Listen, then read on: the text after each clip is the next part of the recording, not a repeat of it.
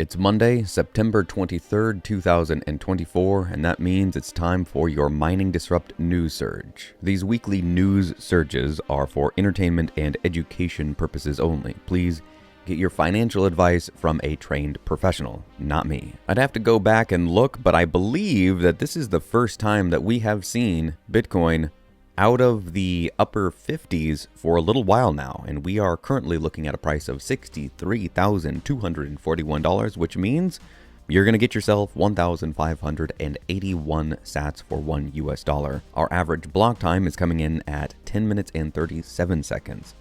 A little bit slower than we would like to see, but those on-chain fees are still low. The TLDR to this week's news is you simply cannot be bullish enough. It just isn't possible. Is Bitcoin going to hit 100,000 by the end of 2024? What's it going to do after the elections later on this year? Who knows? I don't know.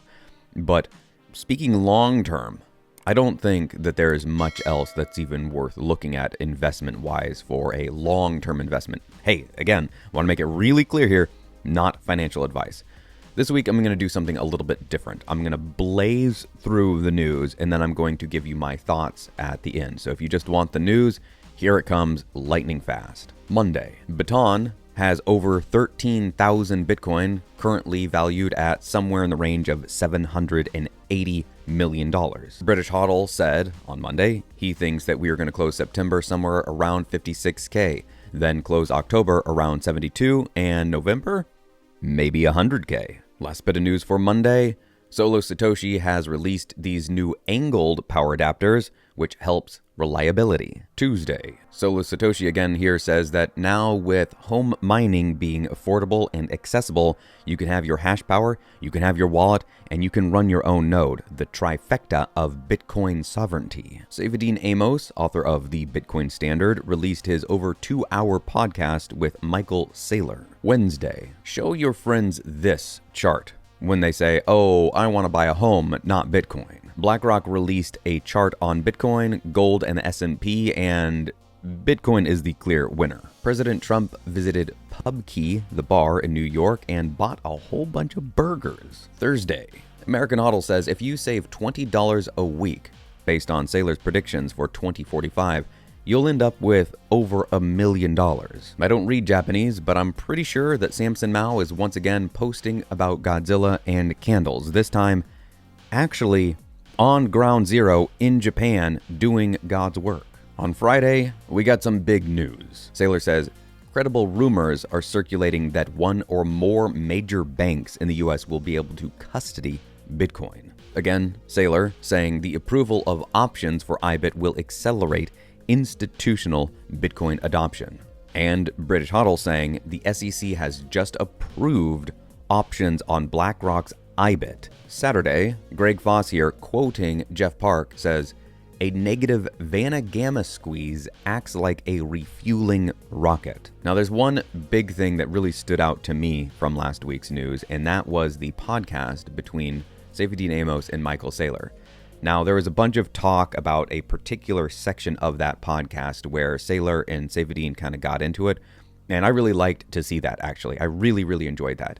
Saylor and Saifedean are the reason that I am in Bitcoin at all. Now, I have seen a lot of people saying, oh, you don't want to get yield and and blah, the yield, there's no such thing as free yield.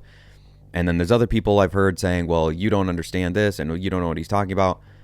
Honestly, Michael Saylor doing what he's done with MicroStrategy leaves me thinking, hey, I probably don't understand fully what he's talking about here, and it would be nice to see him elaborate on some of these ideas. I also think that there's a major difference between rocket ship, everybody get on board, whatever this thing, some new platform where some yahoos out of their basement came up with some idea, and now they started an app, some startup, nobody's ever heard of them, sling ding, whatever, dong slong, make your money on our yield platform.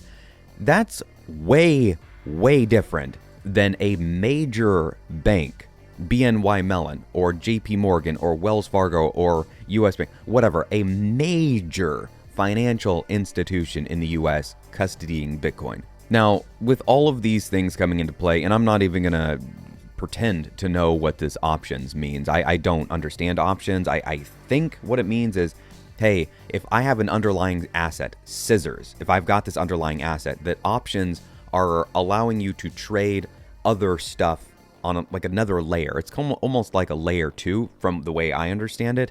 And so you can trade the options, which then allows you to purchase the underlying asset at different times.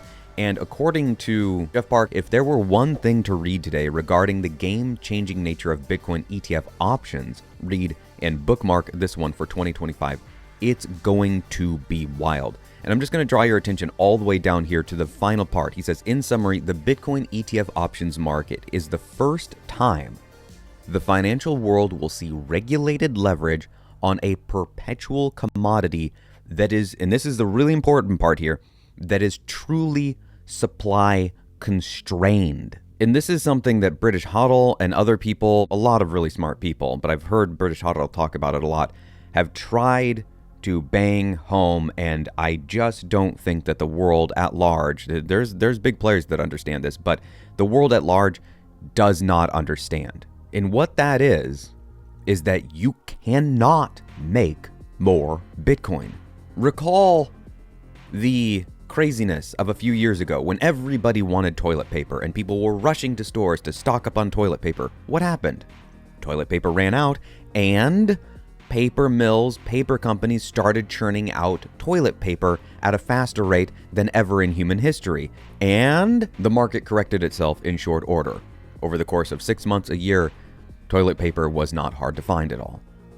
But that can't happen with Bitcoin. That can't happen with Bitcoin. The demand will keep on coming. There will be a shortage of Bitcoin because there's only so much coming out each day.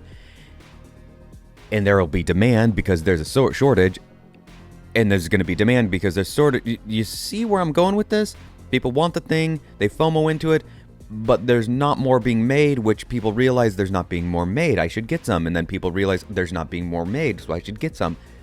Do you see the point here? If it wasn't clear enough yet, let me give you some real basic math given to us by American Hodl. And he's going over Michael Saylor's bear case, base case, bull case here.